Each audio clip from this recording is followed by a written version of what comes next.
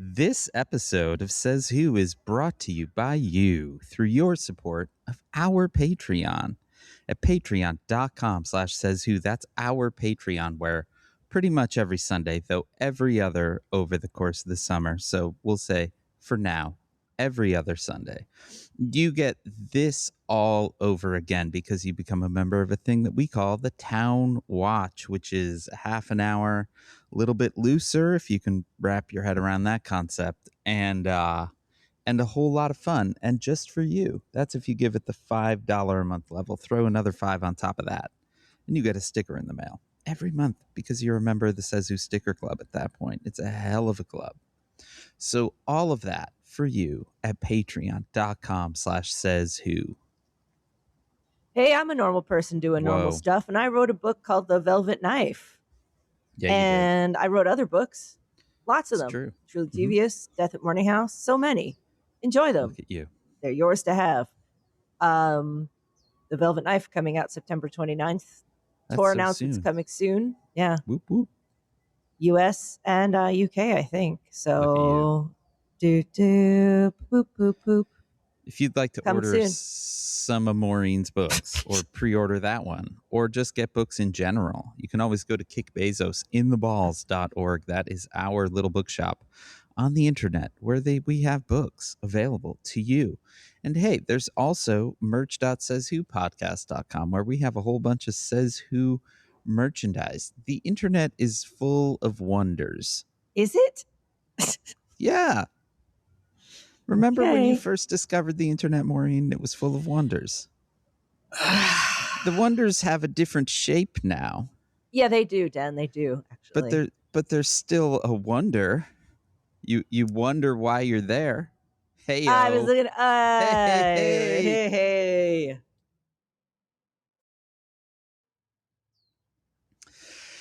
A pirate's life for me. Hey, Dan. Oh, hey, Maureen. Hey, I'm just back? How was your day? How was your day at Disneyland? It was just wonderful. I'm a little bit curious. What's all that clanging? Don't worry about that. Okay. Don't worry about it. You know what? I've been paying attention. I'm not in the mood to worry about anything, Maureen. Great. I'm living that Disneyland high. Nothing to worry about here, Dan. Well, that's perfect. I have one eye on what I'm doing and one eye on the news. So, got two eyes going in different directions. What are you doing? I am doing some minor construction, Dan, but I got one eye on my power tools and one eye on the news. So don't worry about that, Dan. If you have power tools, you should really have two eyes on them. I got a power tool in each hand. I got two hands. I got one eye on what I'm doing and one eye on the news. So we're going to hey, Dan, I'm going to have to call you back.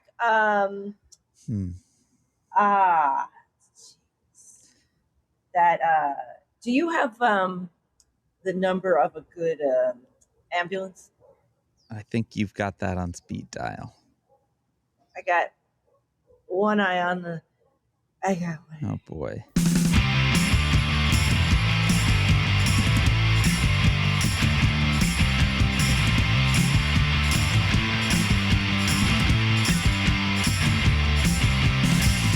Welcome. Wow, it's like the vampire just welcomed us. Says Who, the podcast. It's not a podcast. Oh, was that me? Did I say that? I don't know. Welcome to Says Who, the podcast. It's not a podcast. It's a coping strategy. I am Dan Sinker. And I'm Maureen. I didn't know what to say. I'm Maureen Johnson. I'm looking at you and you're in a beautiful, you're in a parking lot. Like you're facing a parking lot, but I can tell you're in a beautiful grove. I'm sitting in the shade of a Valencia orange tree right now. That has large but still green oranges on it. Also, a lot of ants. That's the downside. But we are ensconced in our LA home of the Orangeland RV Park. The Orangeland RV Park in Orange, California, in Orange County, California. A lot of we're oranges. tripling up in orange. My favorite color. Do they grow that many oranges there now? No. I was going to say the climate is. It's not even the climate. It's the fact that they raised all of the orchards, decades ago now. But so all of the orange at this point is stolen valor, except in this very spot where I'm literally surrounded by orange trees. Every tree you see right now, Maureen, in your vision is growing oranges. One time when I was on tour, I was on tour with another author who lived, I believe, in an orange grove somewhere in California. And we were in Arizona or something like that. And this hotel we were at had a little inner courtyard that had one orange tree. And there was like an inner balcony that I kept trying to like climb off the inner balcony to reach for an orange because I was so excited that there was an orange. She's like, she was pretty used to seeing oranges and was just fascinated at the sight of this person who was so excited to be next to an orange tree that she was half climbing off a balcony to try to grab, like a little monkey, Dan, just trying to like reach for the orange. I think a lot of the kind of mythos of California comes from the fact that there's just sort of abundance on trees that you can just reach up and grab. And and that's then you a lot grab of it. Mythos, full stop. Yeah. And Mythos big mythos begins with an apple tree. There's a lot of fruit in myth. There's a lot of fruit in myth, Dan. There's a lot of fruit in myth. There is. You look at fruit and you look at myth, and you're going to find that a Venn diagram is almost circle. I just realized as we were speaking that my bag was on the ground right by the tree, which means my bag will fill of ants if I don't move it. Dan, bag of ants sinker. There's one right now on my arm. Well, it's not an ant anymore. Oh. Well, Dan, I know. Okay. I'm very jealous.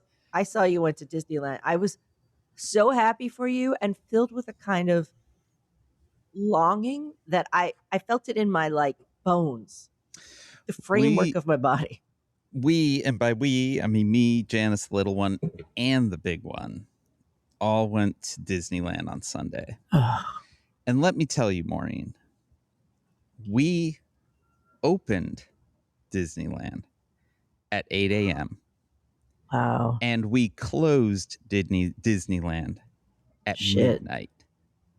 And we did not take a break the whole time. That's a lot of Disneyland.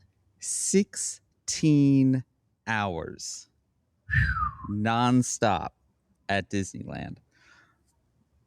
We were all so wrecked yesterday. I had to do. It's a good wrecked. It was a great wreck. It was one of those things. I said to the little one, I was like, "There's a law of physics that every action has an equal and opposite reaction, and today is our equal and opposite reaction of yesterday." But man, it was the best. We made a list. Me and the little one yesterday, we made a list of all of the rides we did. And then we counted. We did 33 rides. So good. We actually almost did every ride there. I think we fell short by like 4. But that includes like the steamboat and stuff, which isn't really a ride. We did it all. I just want to point out, you sent me a picture saying you opened and closed the day on Mickey. And I feel like that was a little nod to us. Like just it turns out we did not actually close the day, but we did open the day with Mickey and Minnie's Runaway Railway. We did. Then we essentially closed the day on it as well. We went at like 11:30, but then it was so quick to get on it and get off that then we hit a few of the little fantasy lands. We actually closed the day on Mr. Toad. Final ride of the night. That ride has taken such mythic proportions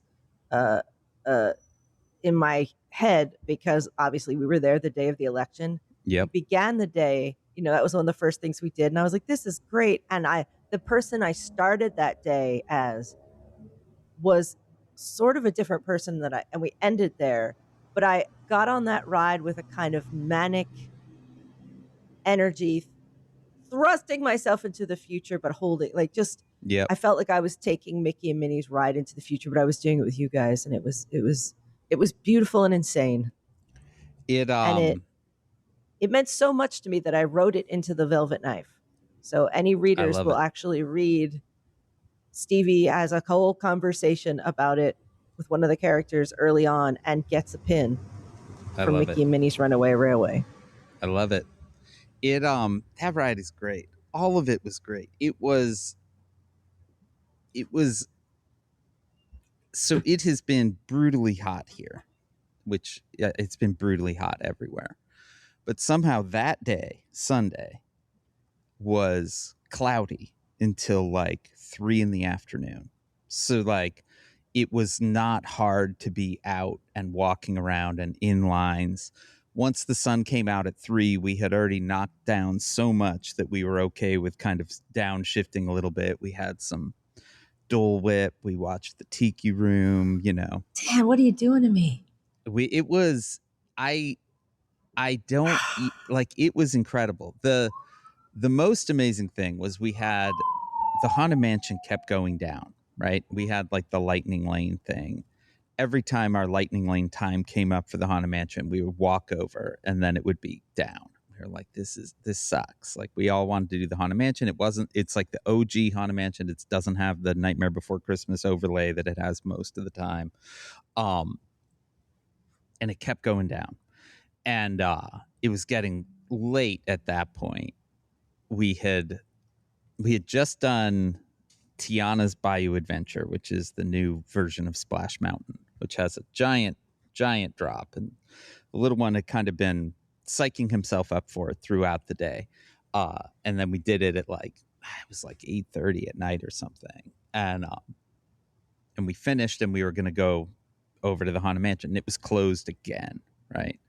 And you could see the little one's kind of adrenaline crash at that point where he had psyched himself up. And because like one of the Star Wars rides had a short line, we were like, maybe we should just go over and do that. And he was like, I can't do it. Like you could just see him kind of crash. And so they were setting up they do like a show on the river at night called Phantasmic. And that was just about to go. And so he was like, I just want to watch this. And then he was like, and then maybe the Haunted Mansion will reopen. So we watched the show, which was, fun. And as it ended, the Haunted Mansion reopened. And we were like standing right in front of it. So then we just turned around, walked right into the Haunted Mansion, did the Haunted Mansion. It didn't break down the whole time, which is very rare for the Haunted Mansion. It was an amazing day. Can I say this, Dan? You're a really good Yes. dad. You're a good dad. I am a good dad. You really are a good dad. We had so much just fun. Filled with like happiness and good memories. Truly, Yeah. That's what we try for. I can imagine him being like, my dad and I sat and we wrote every ride that I was on, and that's pretty. We did. Great. It was funny because it actually took like a great deal of work to try to remember it all, because we had done so much and it had all kind of blurred together. We got home at 1:30 in the morning. It was just absolute madness. We woke up at 6 a.m. because we needed to like get ready and get over there before, things opened up. We actually drove and parked in the parking lot, which I've never done with Disneyland. And that was the one tactical error. Did not think about the fact that there would be so many cars heading to the parking lot at the same time. So it was we didn't get there quite at the start. We got I think the park opened at 8. We got into the park at like 8:15. But yeah, we did it up. It was amazing. We rode Pirates twice. We did the Jungle Cruise twice. We did Mickey and Minnie twice.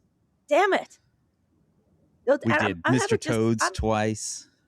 I'm having just as much fun here. This is nice in New York. Has it been a nice summer?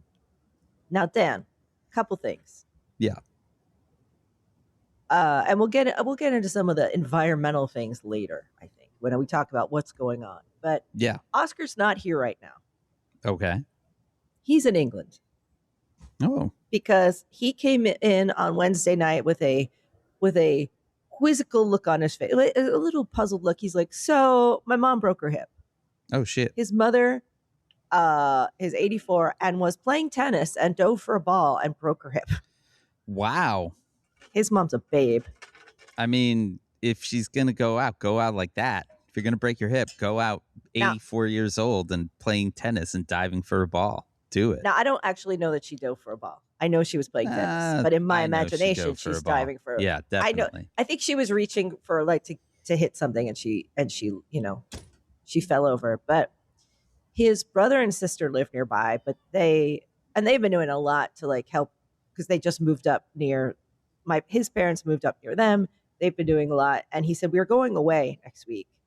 Is there any chance you could fly over and help out?" Yeah. And we were like, of course, he'll.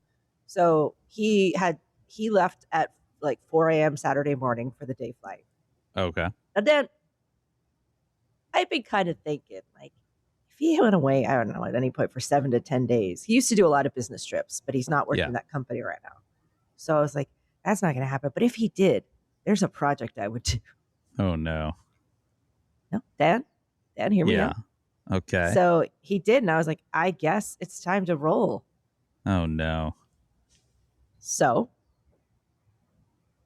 I have a beautiful wooden bedroom set that I've had since I was 14 years old. It is beautiful. Okay.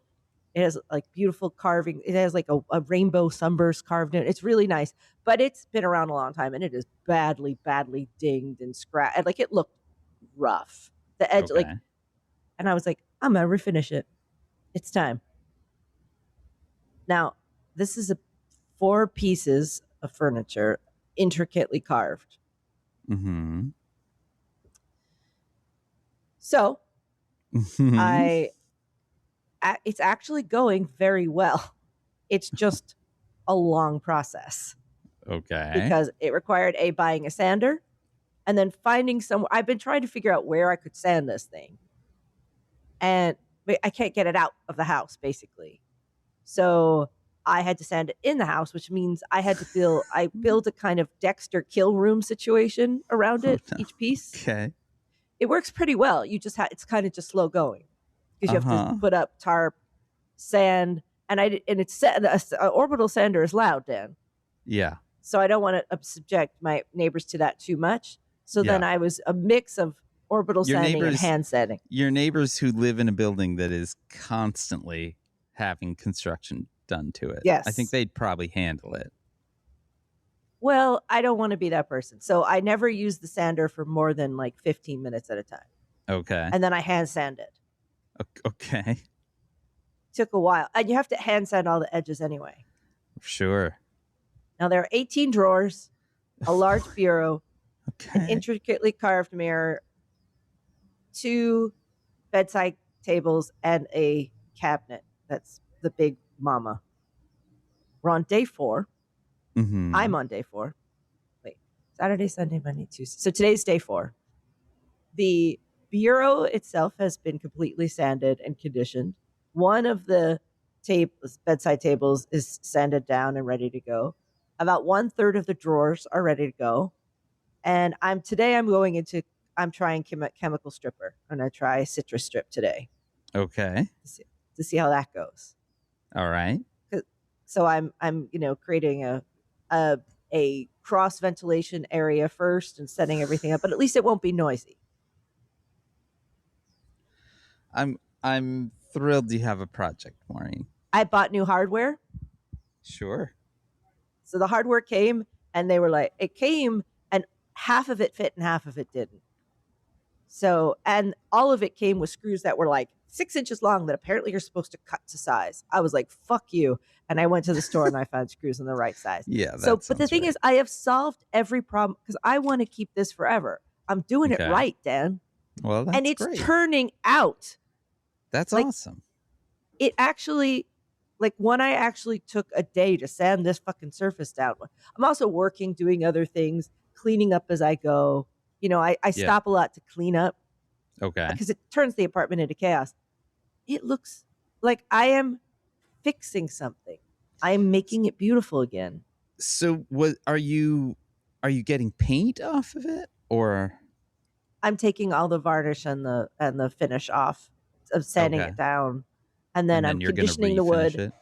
Yeah, I condition the wood and I'm going to restain it, Okay. and then I'm going to coat the stain. So Wow. yeah, when I moved the one cabinet, I saw in the middle of this, water starts pouring out of our bathroom ceiling. Oh, perfect. Something has happened to the bathroom upstairs. I'm like, well, I can Clearly. call them and get them to repaint that. But I looked Yeah. at the wall behind the big cabinet and I was like, oh, this hasn't been painted since we moved in, and there's a big pocket of water damage. And I kind of tapped it with a screwdriver and all the paint came off. And I was like, I wanted to repaint this anyway. So I may also be doing a bedroom repaint. Sure. But I'm also going to refix a light. Seems Basically, great. I'm doing when he comes back, we're going to have Yeah. beautifully refinished furniture, Okay. possibly a freshly painted room, but I don't know. Okay. How long is he don't gone know. for? 10 days. And we're on day 4. Okay. 3 days have passed so far. Okay. So you have 6 more? 7 more? I have Somewhere 7 in more. there? Okay.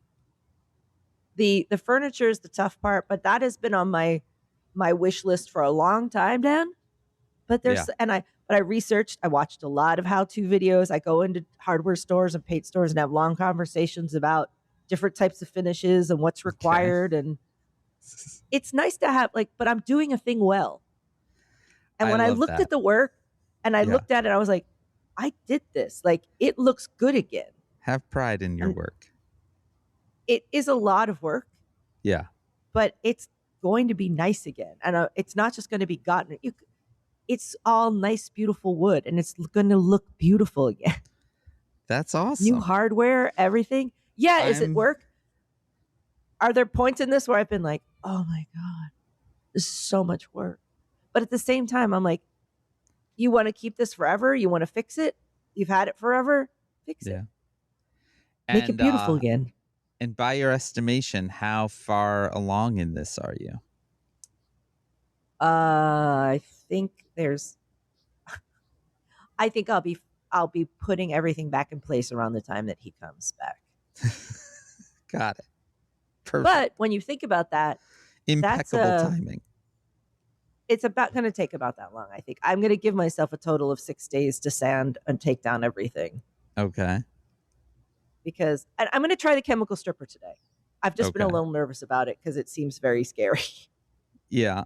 But I have lots of.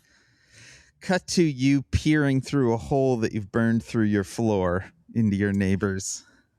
It's not that. It's that it's, but I have all the chemical resistant gloves, goggles, face mask. I'm totally I got all the right tools. Yeah. So I'm going to try it on a little part. Because okay. the big part is the armoire. That's the monster. But it's so beautiful. Yeah. I'm excited. I'm happy for you. It's good. It's a lot of work. And I'm sure you have no other work to do. So this fits in perfectly. Hey, I'll tell you what, Dan, it does fit in perfectly. Because when I start writing a book, I often start it by I have to kind of just think. And so what I do is this is the perfect opportunity to keep weird hours, do this, and then I just sit there and think about it. And then I get up and I write something on my whiteboard and I sit back down and I kind of keep playing with it. And then I go over to my whiteboard. And as we've been doing this, Dan, the whole plot has been starting to fill the whiteboard. Giving yourself, for me personally, giving myself a task, like a job, is a great way to open up the back of the head. Yeah, definitely. And so the back of the head is open and I've got so it's crazy what I'm doing. It feels crazy, but it also feels like it's going well. It's going to turn out great. It's just a lot of work. Yeah. I feel gross and sweaty and covered in sawdust. I'm a little worried about Oscar coming back to a half finished / half destroyed home. No. But you know what? I'm sure it's not the first time. It isn't, but I'm far enough in Yeah. that I know it's going to get done. Like the whole top, the very complicated bureau, that's completely stripped and already conditioned. Okay. So today I'm going to condition one of the side tables and a bunch of the drawers. I was Yeah. going to take the tables outside because I found an outside plug, and I took my sander outside yesterday, and that was great. Oh, But we're going to have nice. thunderstorms all day, so I can't do that Oh, today. So I'm yeah. going to try this. So, but I figured out each bit, Dan. When the screws didn't work, I went to the store, I measured things, I tested them, I found the screws that did work, and I brought them back, and I fixed it, Dan. Look at you. I fucking did it. Fucking Bob the Builder over here. It's a very satisfying feeling to finally get the thing done and feel like it's not impossible. Yeah. That is one of my favorite things about kind of figuring it out as you go. You're, deconstructing and learning and all of that. It's a very good feeling. And also, it's going to, because it was the better, it Wait, made look the at better. the little like cart that's driving by. What Isn't is that? Cute? It's What like is the it? people that do the groundswork and stuff, but they drive these little like golf cart sized little pickup trucky things, and they're painted orange and green. I would love to. I love a small, lower powered vehicle. And my dream is just to sort of toot around Oh in a yeah. little. Dan, they're like, Maureen, if you were to ride away, I'd be so happy. Like, if I had a job where I had to like cook and then drive stuff around in a little toot toot, I would love that. What? I'm very happy with a job. What job involves cooking and driving things around in a little toot toot? I'm going to find it. Okay. It's probably something about like catering a festival. Oh, true. That would catering a festival. That's true. Or But I don't want to cater a festival. being a delivery person in one of those big retirement places in Florida where they all drive golf carts. I don't want to be the golf, but I love a golf. Give me a chance to drive a golf cart, and I am just happy for days. In Lyons, Colorado, where we always post up in our trailer when we're in Colorado, it's a small. It's not really a mountain town because it's right at the edge of the foothills, but it's in, sort of in the mountains. And there's a large number of folks that just toot around in golf carts in that town. And I'm always very jealous. Can I tell you something that I was thinking yesterday? My brain was moving around yesterday as I'm sanding. It's a very repetitive thing. Oh, just yeah, to hand yeah, sand something. So you get to really meditate on things for a while. And I was like, I remembered something that happened when I was 17. My first boyfriend did something that I was realizing was one of the most romantic things you could possibly do. I just hated romance so much that I didn't think about it that way. But he had this little really shitty car. Okay. And I loved riding around in his little shitty car. And he would drive downtown Philly a lot. And the art museum in Philly is kind of up, famously the Rocky Steps. Yeah, the high steps and the museums at the top. Yeah. And he figured out a way, I don't know how, that if you drove around to the back and just lifted this chain off this back road and you rode around, you could pull up right on the plaza thing that fronted the steps that looks down over all of Philadelphia. It looks straight down the avenue and into Philadelphia. Yeah. And we drove up there and parked and looked at and like just hung out, looking out over all of Philadelphia at the top of the art museum steps. That's pretty awesome. That's good. We did that more than once. And it was kind of beautiful. We'd step out. It was, yeah. That's pretty good. I just thinking about it. I was like, wow, that was pretty good. That was good. That was a good move. That was fun. A good move. I had a little tiny car when I was first dating Janice. It was a Ford Festiva. Little tiny red Ford Festiva. Beautiful. The driver's side door did not open. So the way he had to get in was through the passenger side and kind of launch yourself up and over the stick shift and into the driver's seat. It was, I'm not going to brag. That was a good move. Here, let me pick you up. Hang on, I got to jump in first. My first car was this giant boat of a, sedan. I don't know where the fuck this creature came from. And the thing about it was fine, but you just couldn't drive it if it rained because it didn't like to stop in the rain and it would Oh, fishtail good. every time. And the other thing was if you turned left too hard, the radio station would change. It was very dangerous. And eventually we traded it to some guy for a new driveway. It's a very, very dangerous car. I just learned how to deal with it. I was like, the thing is, if it rains, you just have to realize you're going to spin. I worked at a theater and my director drove it once. He's like, that thing is incredibly dangerous. And I was like, I know, it's an extremely dangerous car. You just don't know the finesse. You just have to understand it. It's not safe to drive. I was stopped once in a truck actually hydroplaned and hit us in the back. Oh, and shit. We were fine. Yes. My two friends were in it and they were like, oh, and we were okay. The truck was messed up, but I was like, you can't kill this thing. This thing is here in it to kill me. Me alone. I was so impressed when I got a car. My next car I bought new and I paid it off. And, oh yeah, I got a job and was paying money for the car. And I was like, brakes that stop in the rain. I'm so excited. When I was like 20, I had I think it was a 1981 Honda Accord that I had bought for, I believe, $600 or something like that, maybe less. And it was a great car. It didn't have anything auto, but it had auto locks in that there was a lever you could pull that would then unlock the back door locks, which was pretty sweet. But it leaked some kind of fluorescent yellow liquid in the passenger side, like where your legs would go.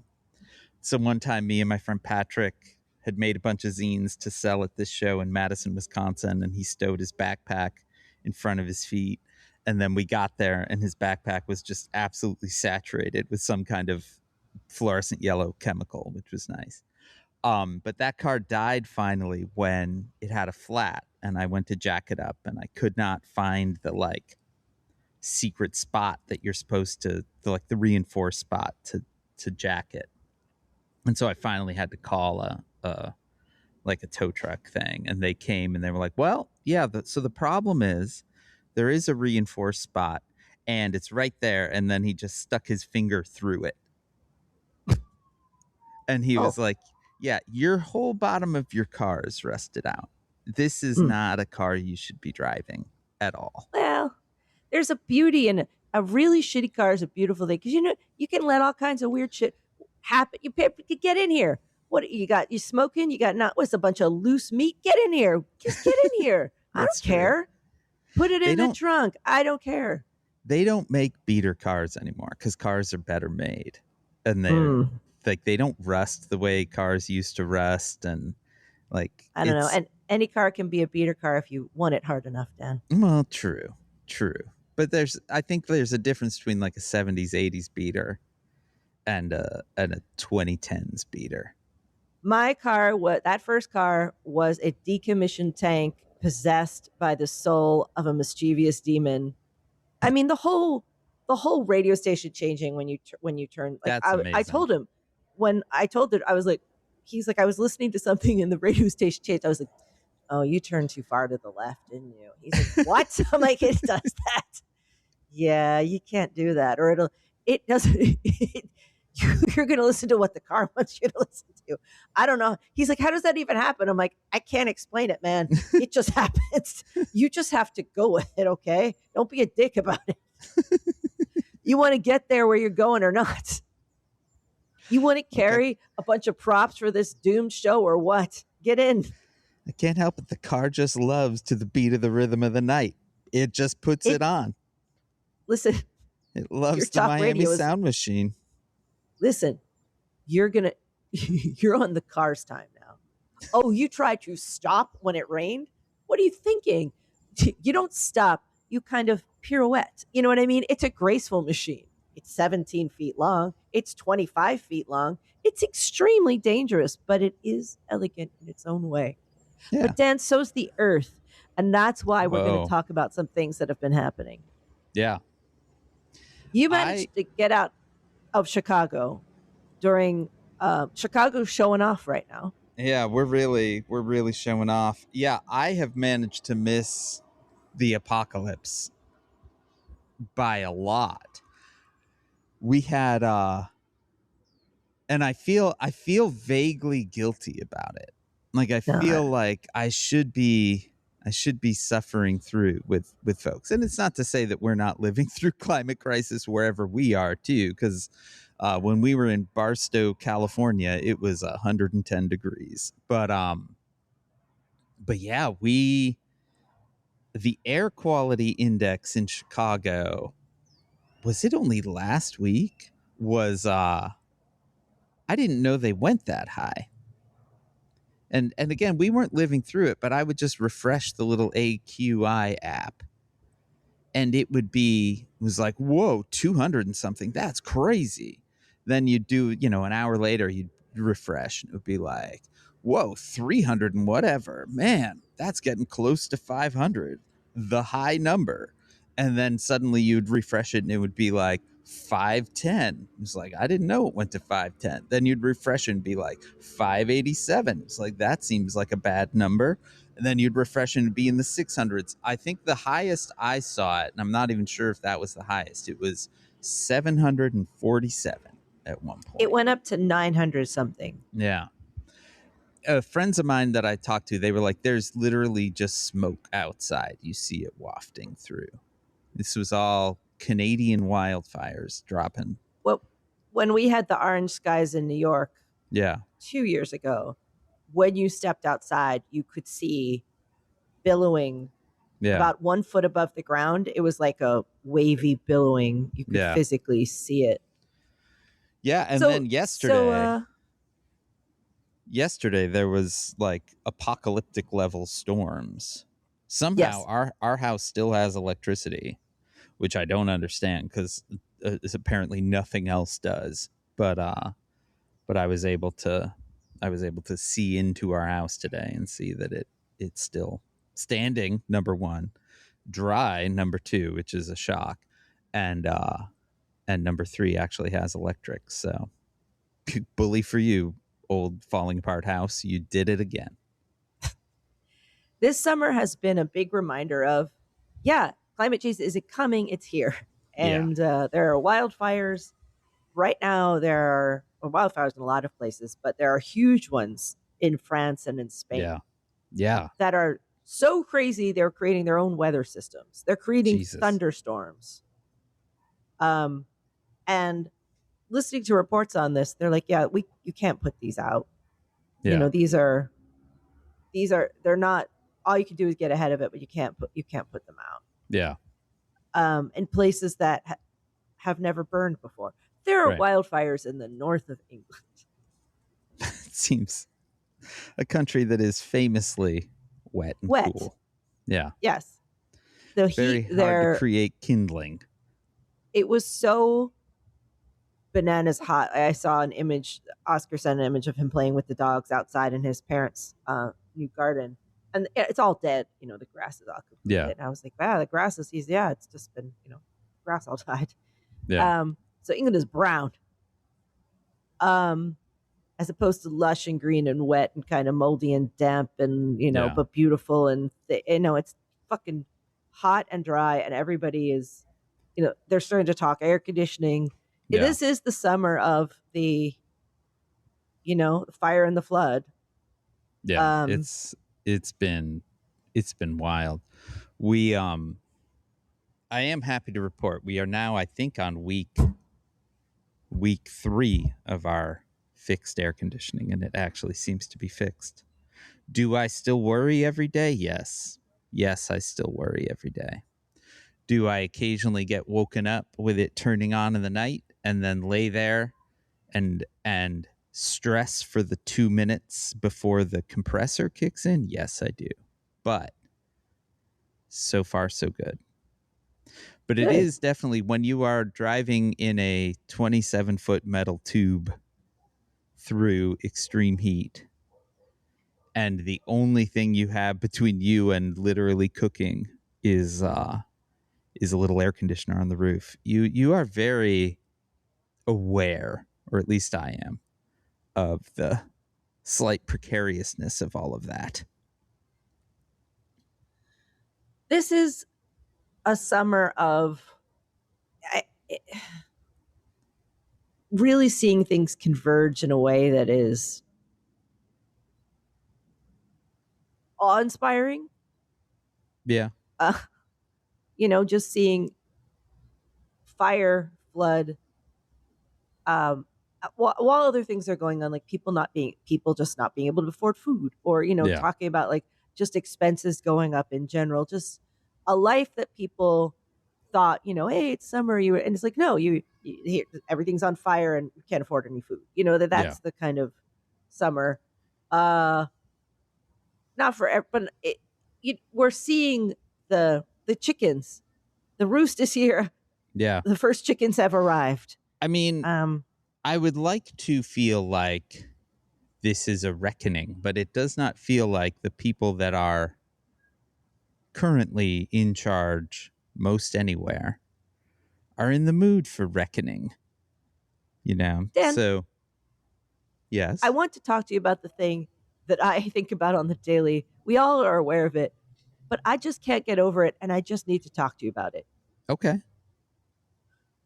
We don't know whether or not Mitch McConnell is dead. We do not. It's so weird. Yes. I can't. One of the guys that's the linchpin of the fucking Senate. Yeah. We don't know. No. He disappeared 40 some odd days ago in an ambulance, a life support ambulance. And we got one weird picture a couple weeks ago saying, fine, I just had a mild pneumonia. I have no broken bones and I'm fine. And no one has ever heard anything since. No one has seen him. I believe we got another weird picture yesterday, which looks almost identical to the previous picture, except that I think they're both, like, he and his wife are wearing different shirts. But otherwise, it seems very, very similar.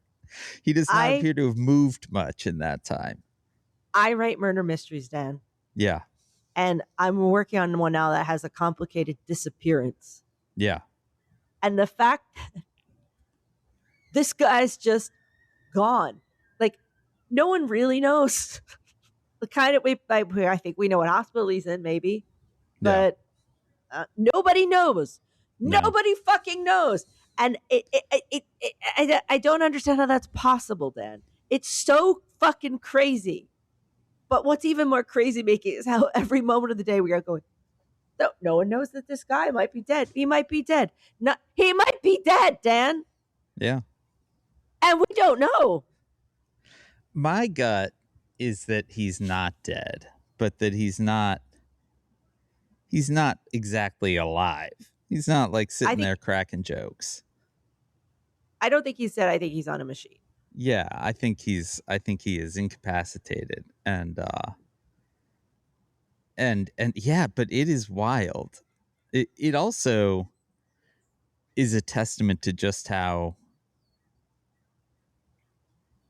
unimportant the Senate has become, because I would think at a different time, having the Senate Majority Leader, especially when the Senate has such a slim majority, just gone for a while, that would really gum up the works. But there's no works to gum up anymore. The Senate is not a legislative body in any real sense of the word. And so you can just have him gone, and it's sort of a sea-level story at best.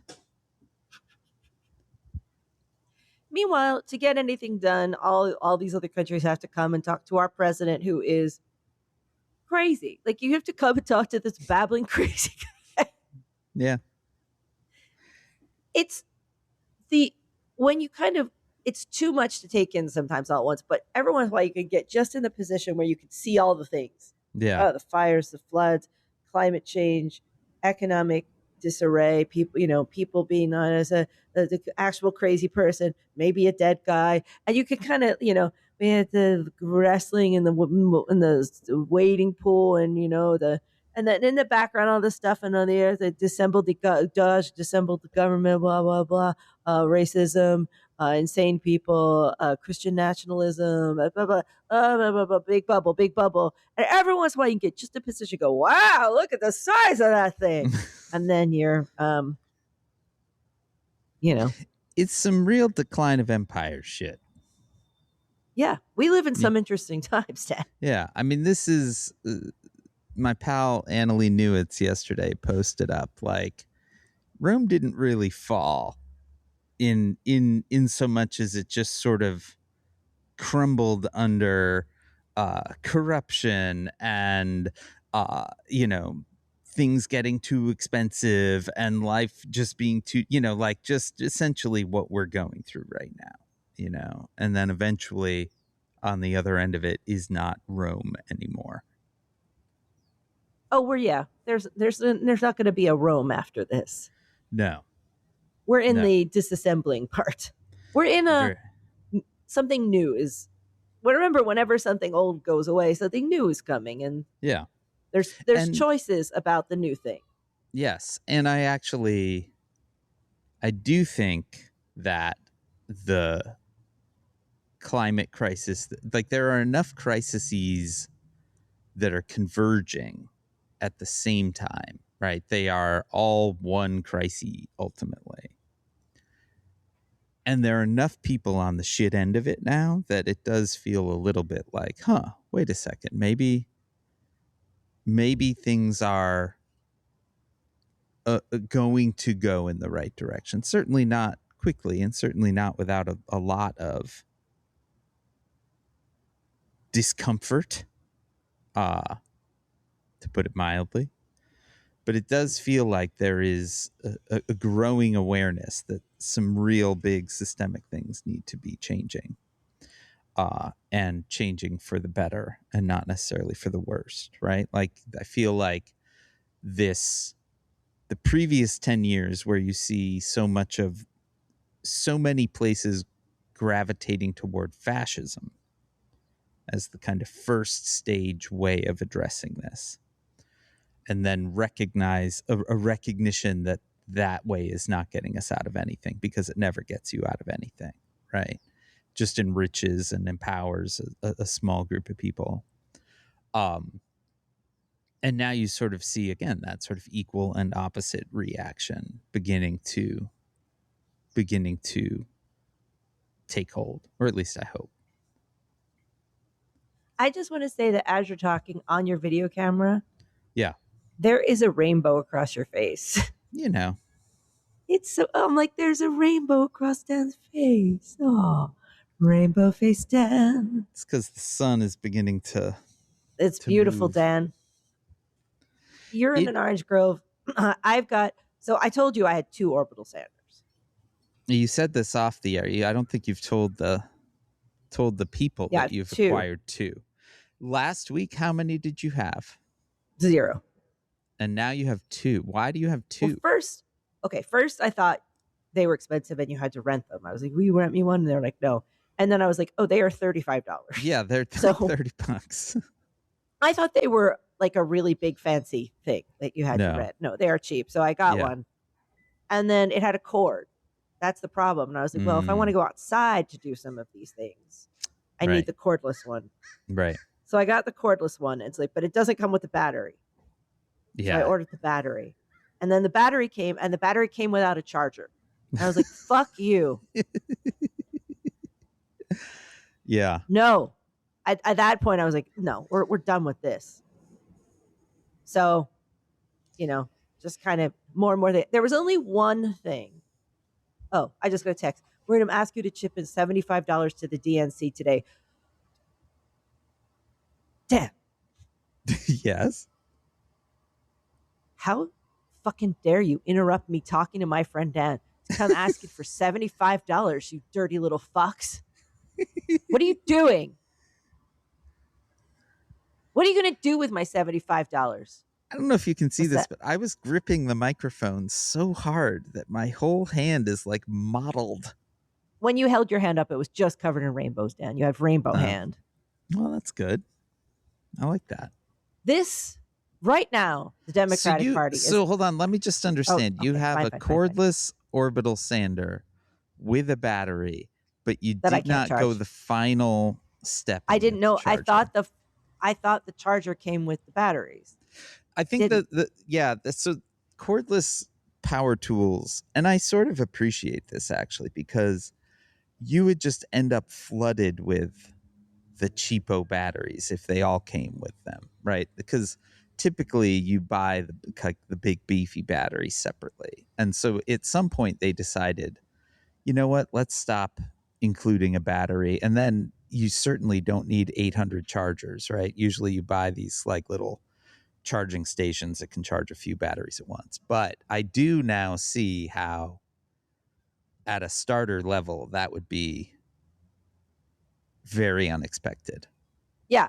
I thought I had done the smart thing by also getting the battery, and then I was like, where do I yeah. So anyway, I'm going to return it because I have another plan now. I can get some of it outside, and I'm going to use the chemical stripper today. Yeah. And to try to do the cabinet, and I'm just going to send that one back. And yeah, you send me screws that are 17 feet long that apparently you need screw cutters for. And I went to the guy at the one hardware store. He was like, what's a screw cutter? I was like, my man, there are screw cutters. And I explained it. There are what? Fuck that. But anyway, the DNC right now has decided in its ultimate wisdom that what the problem is are the Democratic Socialists. Yeah. And people that want healthcare, not going into wars, affordable food, good transportation, etc. And they've said, that's the problem here. Right. Give us $75, Maureen. To which I say, go fuck yourself. And then I chase them with an orbital sander. There Very you go. satisfying That's why you tool, have by two. the way. Orbital sander's rule. Yours has the little mini vacuum on it too. It has the bag, yeah. Yeah. It doesn't really do much, but I appreciate that it exists. Taking it outside and really just being able to just go for it. Well, this is much easier than the crazy, putting it on towels and like this little, trying to absorb all the shaking that I could. But I'm excited for you and an armoire in the elevator. I can't move that. That's the one that's the chemical stripper one where I'm like, I can't fucking move this. It's much bigger than I am. I can't do it. So it's also got too much intricate stuff that I'm like, this needs the stuff that I can just. So I'm gonna ventilate that room like crazy. First steps in, always safety. Okay, I've had one weird thing happen. Oh, good. So I'm using the armoire right now as part of my kill room setup. So over the back of the armoire, I have a big sheet, and then there are other sheets that make a wall. And to hold that sheet up, I got two extremely heavy metal bookends. Okay. Solid metal bookends that I just put on top to hold the sheet in place. Then I was vacuuming down the sawdust up, and the vacuum caught the edge of the sheet, which pulled the sheet down, which pulled the heavy metal bookend in the shape of a woman down, and that landed on my foot. Of course. Of course it did. Is this the same foot that you broke when you dropped the Pyrex bowl on it or whatever? First of all, Dan, I didn't do that. Okay. I was standing in the kitchen minding my own fucking business when something shifted in the cabinet above me. Yeah. Something moved that had been put away a while before, and everything just fell on my foot. And I looked down and suddenly, same foot. Okay. And how is it? And there was a giant piece of glass. Turns out it didn't really hurt me at all. Okay. I was fine. Well, good. And this amazingly, time? This last time with the metal thing, I was okay. Okay. Got it. But it was before. Oh yeah, that I was just standing in my kitchen, and then all of a sudden, all this stuff spontaneously fell on me, and I looked down, and there was a not small I'm going to say 3-inch piece of glass sticking out of my foot, just sticking out of my foot. And I went, uh-oh. And Oscar Perfect. knows that if I go, uh-oh, Yeah. or that doesn't, the other one is, that doesn't look good. Then he goes, immediately go, are we going to the ER? I'm like, I think so. I got a piece of glass sticking out of my foot. Uh-oh, and that doesn't look good. Mean ER. Did you leave the glass in? No. Okay, good. No, I had to remove it because it was protruding so much that I just lifted it out. But before they could sew it shut, they had to make sure there was no, I thought, I just pulled it out. And that was when I had to drive all around New York trying to find someone who could x-ray my foot to make sure there was no glass in it. Just bleeding around there. Oh, the tech just left. You're going to have to drive somewhere else. You have to go to the ER. And just sat there with my foot in a bucket. Foot in a bucket. It's amazing if you really think about it. Over the last 9 and 5/6 years, how many trips to the ER we've heard about? I don't think it's been that many. No, there hasn't. Okay. There have glass been and foot. Yeah. Can. You were opening a can. This was very early on. You were opening a can to make yourself some homemade Dole Whip. That wasn't the ER. That was just urgent care to get stitched up. Okay. Well, when I mean ER, I mean urgent care. The number of urgent care trips that we have heard tell of is cutting my finger open during COVID with the scissors, stabbing myself in the eye with a plant. Yeah.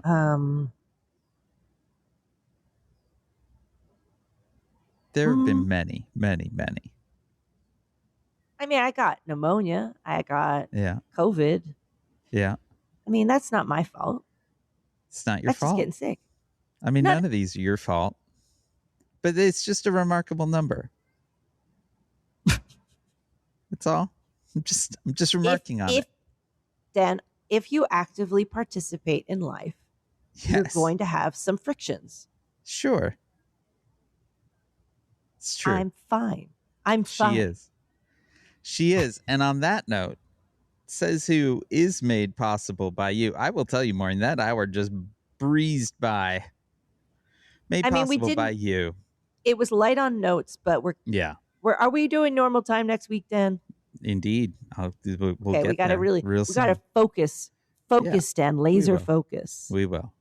Says Who is made possible by you through your support of our Patreon at patreon.com/sayswho. That's our Patreon where we do this almost every Sunday.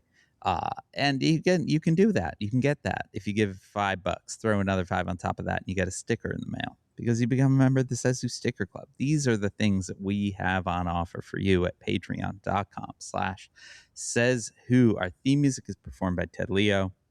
Our logo was designed by Darth. You can contact us at SaysWhoPodcast.com on Blue Sky, at SaysWho at omfg.town on Mastodon. You can always email it, hey, that's AGY at SaysWhoPodcast.com.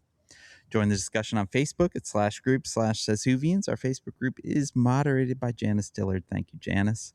If you want to join the fan-run Discord server, you can always go to tinyurl.com/sayswhodiscord. Whatever you do, spread the word, subscribe, leave stars and reviews on Apple Podcasts, Spotify, YouTube, or wherever it is that you listen. You can join us next Wednesday. That is August 5th somehow. For our very next episode. Oscar will be home. Well, that's good. And he'll be staring at a beautiful, refinished bedroom set as if nothing ever happened.